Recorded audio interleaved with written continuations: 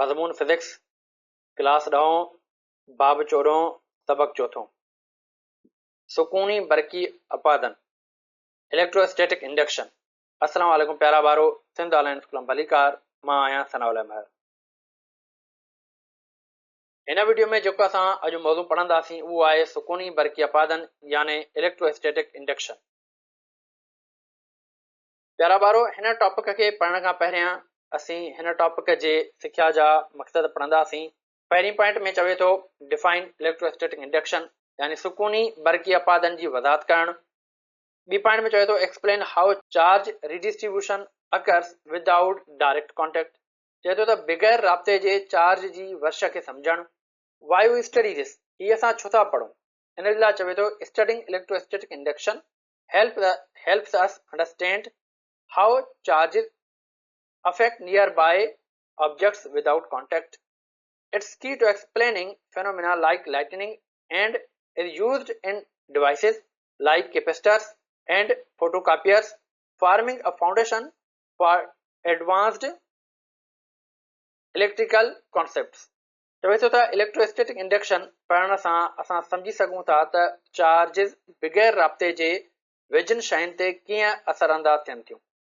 हीउ तसवुरु विज वांगुरु कुदरती तरीक़नि खे सम्झण ऐं कैपेसिटर फोटोकॉपियर जहिड़नि औज़ारनि में इस्तेमालु थिए थो ऐं बिजलीअ जे आला तसवुरनि लाइ बुनियादी ॼाण मुहैया करे थो। सभ खां पहिरीं असीं जेको आहे त इलेक्ट्रोस्टैटिक इंडक्शन सम्झण जी कोशिशि कंदासीं ऐं हीअ एग्ज़ाम्पल ऑलरेडी तव्हां जेको आहे त पोएं लेक्चर में पढ़ी आया हो, पर हिन खे मां थोरो शॉर्ट नमूने सां डिस्कस करण जी कोशिशि कयां थो। तो इलेक्ट्रोस्टैटिक इंडक्शन छा हूंदो आहे प्यारा ॿारो? इन में असां छा कंदा आहियूं त ॿ असां ऑब्जेक्ट्स खणंदासीं ऐं हिकिड़ो असांजो चार्ज ऑब्जेक्ट हूंदो ऐं ॿियो जेको आहे त असां वटि जेको आहे त न्यूट्रल ऑब्जेक्ट हूंदो। हाणे जेको चार्ज ऑब्जेक्ट आहे उनखे असां जेको आहे त क़रीब कंदासीं कंहिंजे न्यूट्रल ऑब्जेक्ट जे, पर हिन खे टच न आहे करणो, यानी चार्ज जे ऑब्जेक्ट खे न्यूट्रल ऑब्जेक्ट सां टच न आहे कराइणो, उनखे थोरो परे रखिणो आहे। ठीकु आहे, पोइ छा थींदो त हीउ जेको असांजो न्यूट्रल ऑब्जेक्ट आहे उन में जेके पॉज़िटिव चार्जिस आहिनि उहे हिन नेगेटिव ऑब्जेक्ट जे तरफ़ अट्रैक्ट थियण जी कोशिशि कंदियूं।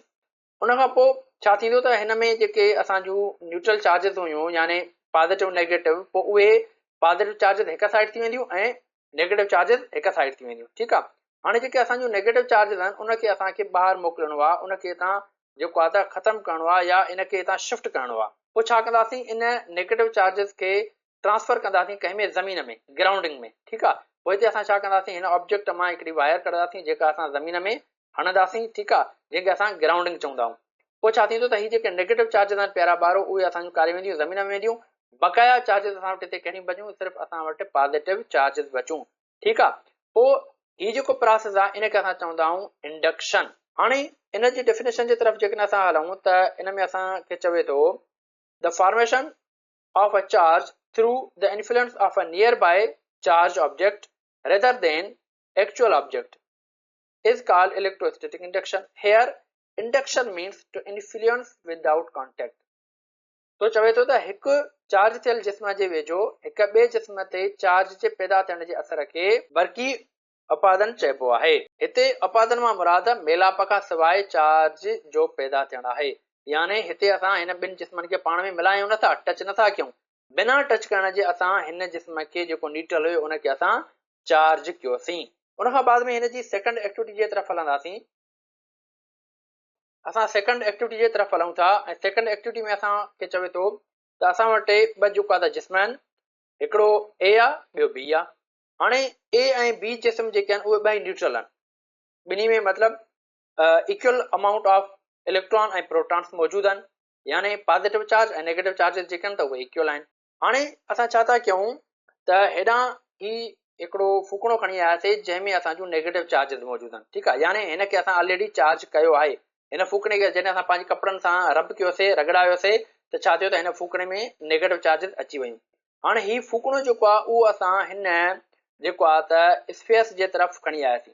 हाणे छा थियो त जेके हिन ॿिन्ही स्फीयर्स में चार्जिस हुयूं उहे सेपरेट थी वियूं, यानी पॉज़िटिव चार्जिस जेके हुयूं प्यारा ॿारो उहे हिन फूकणे जे तरफ़ अट्रैक्ट थियूं ऐं नेगेटिव चार्जिस जेका त उहे ॿिए पासे हली वियूं। पर इन में हिकिड़ी ॻाल्हि तव्हांखे सम्झण जी इहा ई आहे त ही जेके ॿ ऑब्जेक्ट आहिनि उहे ॿई पाण में कॉन्टेक्ट में आहिनि। ईअं न आहे त ही ऑब्जेक्ट ए ऐं ऑब्जेक्ट बी जेके आहिनि त उहे पाण में सेपरेट आहिनि, न सेपरेट न आहिनि, ही अलॻि अलॻि ऑब्जेक्ट त आहिनि पर असां इन ॿिन्ही ऑब्जेक्ट खे जेको आहे पाण में कॉन्टेक्ट में आंदो आहे, पाण में मिलायो आहे। ठीकु आहे, उन खां बाद में असां जेको आहे त ही फूकणो जेको आहे चार्ज थियल फूकणो आहे उहो हिन जे क़रीब खणी आयासीं त जेके इन ॿिन्ही स्पेस में टोटल पॉज़िटिव नेगेटिव चार्जिस हुयूं उहे सेपरेट थी वियूं। हाणे उन खां बाद में छा थियो त असां ही जेको फूकणो आहे उनखे असां हिन जेको आहे स्फेयर जे तरफ़ जेको आहे झलियोसीं ऐं उन खां बाद में ही जेको असांजो सेकेंड स्फेयर हुयो जंहिं तरफ़ असांजो नेगेटिव चार्जिस हली वयूं असां उनखे जेको आहे त हिन ए वारे स्फेयर खां परे कयोसीं। उन खां बाद में ही फूकणो बि असां परे कयोसीं। हाणे जेकॾहिं असां ॾिसंदासीं हिन ॿिन्ही स्फेयर खे त हिन स्फेयर ए में पॉज़िटिव चार्जिस अची वियूं ऐं स्फेयर बी में जेके आहिनि त नेगेटिव चार्जिस अची वियूं, यानी जेको आहे त ही ॿई जेके स्फेयर आहिनि उहे चार्ज थी विया।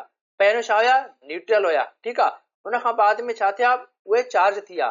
तो ए स्फेयर ते असां वटि पॉज़िटिव चार्जिस अची वियूं ऐं जेको आहे त बी स्फेयर ते असां वटि नेगेटिव चार्जिस अची वियूं। ठीकु आहे प्यारा ॿारो। तो प्यारा ॿारो उन खां बाद में हाणे असां सम्झंदासीं त इलेक्ट्रोस्टैटिक इंडक्शन जेको आहे उहो असांजी डेली लाइफ में किथे किथे यूज़ थिए थो, उन जूं कुझु एप्लीकेशन्स हिते डिस्कस कंदासीं। सभ खां पहिरीं असीं जेका एप्लीकेशन ॾिसंदासीं उहो आहे फोटोकॉपियर्स एंड लेज़र प्रिंटर। जेके असांजूं फोटोकॉपी मशीनूं हूंदियूं आहिनि या असां वटि जेके प्रिंटर्स हूंदा आहिनि, ठीकु आहे, उन्हनि में जेको आहे त इलेक्ट्रोस्टैटिक इंडक्शन जेको आहे त यूज़ थींदो आहे। ठीकु आहे, जेको असांजो टोनर हूंदो आहे, टोनर पाउडर हूंदो आहे, उहो पेपर ते अटैक थींदो आहे। उहो छाजे करे अटैक थींदो आहे, उहो इन चार्जिस जे करे अटैक थींदो आहे। उन खां बाद में सेकेंड जेका एप्लीकेशन आहे उहा आहे वरी इलेक्ट्रोस्टैटिक प्रेसिपिटेटर्स। हाणे ही हिकिड़े क़िस्म जो डिवाइस हूंदो आहे जेको अक्सर फैक्ट्रीज़ में या कारखाननि में लॻल हूंदो आहे। ठीकु आहे, इन में छा हूंदो आहे त जेका असांजी जेको आहे हवा हूंदी आहे उन में जेके डस्ट पार्टिकल्स हूंदा आहिनि उन्हनि खे जेको आहे त ही छा कंदो आहे, रोकींदो आहे। ठीकु आहे, हिन में कुझु लेयर्स लॻल हूंदियूं आहिनि, उहे डस्ट पार्टिकल कीअं जेको आहे त रुकंदा आहिनि, उन में कीअं उन में झलबा आहिनि, उहे बि चार्ज जे करे जेको आहे त झलबा आहिनि। उहे जेको आहे त माना इलेक्ट्रोस्टैटिक इंडक्शन जे करे जेको आहे त उन में अटैक थींदा आहिनि ऐं उन खां बाद में जेका उन में बक़ाया हवा निकिरंदी आहे उहा असांजी प्योर हवा हूंदी आहे। ठीकु आहे, यानी हीअ असांजो जेको आहे त एयर प्यूरिफायर आहे। उन खां बाद में थर्ड जेको आहे त एप्लीकेशन जे तरफ़ हलूं था, उन में चए थो त लाइटनिंग रॉड्स यानी विज जा कंडक्टर। मिसाल जे तौर ते जेकॾहिं तव्हां ॾिसो प्यारा ॿारो त बुर्ज खलीफ़ा आहे। ठीकु आहे, हाणे बुर्ज खलीफ़ा ते ही मथे सफ़ा जेको आहे त हिन क़िस्म जो ही स्टील जो हिकिड़ो जेको आहे त पाइप लॻल आहे, हिकिड़ी रॉड लॻल आहे। ठीकु आहे, इहा रॉड छाजे करे लॻाई वई आहे? दरअसल बुर्ज खलीफ़ा जी जेका हाइट आहे उहा एप्रोक्सीमेट 1 किलोमीटर आहे। ठीकु आहे, पूरी दुनिया में वॾे में वॾी जंहिंजी हाइट आहे उहा बुर्ज खलीफ़ा जी आहे। ठीकु आहे, जॾहिं ककर ईंदा आहिनि, जॾहिं झुड़ ईंदो आहे त उहो हिन बुर्ज खलीफ़ा जे हिन मेन पोर्शन खे बि ढके वेंदो आहे। हाणे जॾहिं झुड़ ईंदो प्यारा ॿारो त उन सां गॾु खिवण बि हूंदी, विज बि हूंदी, लाइटनिंग बि थींदी। पोइ छा थींदो आहे त हिन मेटल जे तरफ़ उहा लाइटनिंग अटैक थींदी आहे। हाणे जॾहिं अटैक थींदी त पोइ छा थींदो त जॾहिं उहा लाइटनिंग हिन बिल्डिंग ते किरंदी त अगरि जेकॾहिं ही असां वटि जेको आहे त ही पाइप लॻल न हुजे, ही रॉड लॻल न हुजे त पूरे बिल्डिंग खे जेको आहे त उहा लाइटनिंग जेका आहे उहा विज जेका आहे नुक़सानु पहुचाए सघे थी।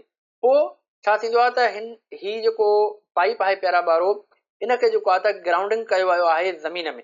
ठीकु आहे, जीअं जेको आहे त जेका लाइटनिंग जेकॾहिं हिन पोल ते किरे थी या बुर्ज खलीफ़ा ते किरे थी त उहा एब्ज़ॉर्ब थी वञे ऐं जेको आहे त सॼी बिल्डिंग खे नुक़सानु न ॾिए।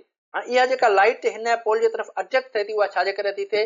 उहा बि जेको आहे त इलेक्ट्रोस्टैटिक इंडक्शन जे करे थिए थी, ऑपोज़िट चार्जिस जे करे थिए थी। अक्सर तव्हां ॾिठो हूंदो त विज जेका आहे त उहा ज़मीन ते बि किरंदी आहे। उहा छो किरंदी आहे, उनजो सबबु छा आहे? उहो बि इलेक्ट्रोस्टैटिक इंडक्शन जे करे ई जेको आहे त हेठि ज़मीन ते किरंदी आहे। चार्ज जे ऑपोज़िट हुजण जे करे जेको आहे ज़मीन ते किरंदी आहे। या अक्सर जॾहिं बरसाति पवंदी आहे त असांखे वॾेरा चवंदा आहिनि त तव्हां वण जे हेठां न वेहंदा कयो। ठीकु आहे, छो त उते विजू किरण जा चांसिस वधीक हूंदा आहिनि, छो त वणनि में ऐं उन विज जी जेके चार्जिस हूंदियूं आहिनि उहे ऑपोज़िट हूंदियूं आहिनि। पोइ छा थींदो त ऑपोज़िट चार्जिस जेके आहिनि उहे हिक ॿिए खे अटैक कंदियूं आहिनि। पोइ वण जेको आहे त उन चार्जिस खे, उन विज खे पंहिंजे तरफ़ अटैक कंदो ऐं थी सघे थो त जेकॾहिं तव्हां उन वण जे हेठां वेठा हुजो ऐं उहा विज तव्हां ते बि किरे ऐं तव्हां जेको आहे त इंतकाल करे वञो। ठीकु आहे, उन खां बाद में जेका नेक्स्ट असांजी एप्लीकेशन आहे उहा आहे टच स्क्रीन डिवाइसिस। हाणे अक्सर तव्हां ॾिठो हूंदो त जॾहिं असां मोबाइल यूज़ कयूं था या लैपटॉप यूज़ कयूं था उहे जेके डिवाइसिस आहिनि उहे असां वटि टच स्क्रीन मोबाइल्स अची वियूं आहिनि या टच स्क्रीन डिवाइसिस अची वियूं आहिनि ठीकु आहे। हाणे जेका टच स्क्रीन कमु कंदी आहे प्यारा ॿार उहा बि असांजे इलेक्ट्रोस्टैटिक इंडक्शन जे तहत ई कमु कंदी आहे ठीकु आहे। त हुन में छा हूंदो आहे त असां जूं जेके हथ जूं जेके चार्जिस आहिनि हथ में जेके असां जूं चार्जिस मौजूदु आहिनि जॾहिं असां टच स्क्रीन ते उन स्क्रीन ते जॾहिं उहे असां जेको आहे हथु लॻायूं था त उन स्क्रीन में जेके चार्जिस आहिनि उहे जेको आहे त एक्टिव थी वञनि ऐं जंहिं पॉइंट ते असां जेको आहे त हथु लॻायूं था उन पॉइंट ते उहे चार्जिस एक्टिव थी वञनि ऐं असांजे उन कम खे ईज़ी बणाइनि थियूं ऐं उते उहे रिएक्ट करनि थियूं ठीकु आहे। ऐं उनजे करे असांखे महसूसु थिए थो त असां जेको आहे त टच स्क्रीन खे हलायूं था ऐं असांजी टच स्क्रीन जेका मोबाइल जी आहे लैपटॉप जी आहे टैबलेट जी आहे उहा सही आहे ऐं जेको आहे त वर्क करे थी। उन खां बाद में नेक्स्ट एप्लीकेशन जे तरफ़ हलूं था उहा आहे वरी चार्जिंग मेटल ऑब्जेक्ट्स ठीकु आहे यानी धातुई शयुनि खे चार्ज करणु। अक्सर हाणे तव्हां ॾिठो हूंदो प्यारा ॿारो त जेके असां वटि मोबाइल्स अचनि थियूं उहे जेको आहे त वायरलेस चार्जिंग अचनि त माना उन में चार्ज हणण जी ज़रूरत ई न आहे का डिवाइस मिले थी जस्ट असां हुनजे मथां रखंदासीं ऑटोमेटिक मोबाइल जेको आहे चार्ज थी वेंदी ठीकु आहे। हाणे इहा जेका वायरलेस चार्जिंग वारो सिस्टम आहे प्यारा ॿारो इहो कंहिंजे तहत कमु करे थो उहो बि जेको आहे त इंडक्शन जे तहत कमु करे थो ठीकु आहे। ऐं हुन खां बाद में लास्ट एप्लीकेशन जी जेकॾहिं तरफ़ हलंदासीं प्यारा ॿारो उहा आहे असां वटि वारी पेंट स्प्रेइंग ठीकु आहे यानी रंग स्प्रे करणु। हाणे जॾहिं बि असां कंहिं भित ते कंहिं बि जॻह ते जॾहिं असां स्प्रे कंदा आहियूं त उहो स्प्रे असांजो जेको आहे त उन भित ते या उन शइ ते चिंबड़ी पवंदो आहे। हाणे उहो चिंबड़ंदो छाजे करे आहे हुन स्प्रे ऐं भित जूं जेके चार्जिस आहिनि प्यारा वारो उहे जेके आहिनि त अपोज़िट आहिनि जॾहिं अपोज़िट चार्जिस पाण में मिलंदियूं त उहे छा कंदियूं हिक ॿिए खे अट्रैक्ट कंदियूं ऐं उहो स्प्रे जेको आहे त उन भित सां उन जॻह सां जेको आहे त अट्रैक्ट थी वेंदो ऐं असांजी जेका भित आहे उहा कलर थी वेंदी ठीकु आहे या जेको जंहिं शइ खे असांखे स्प्रे करणो हूंदो उहा असांजी उहा शइ जेको आहे स्प्रे थी वेंदी ठीकु आहे प्यारा ॿारो। तो मूंखे उमेदु आहे त तव्हांखे हीउ जेको लेक्चर आहे प्यारा ॿारो उहो बि सुठे नमूने सां सम्झ में अची वेंदो। तो हिन लेक्चर खे हिते असां ख़तमु था कयूं। इंशाअल्लाह नेक्स्ट लेक्चर में वरी असां नए टॉपिक सां गॾु मिलंदासीं तेसिताईं अल्लाह हाफ़िज़।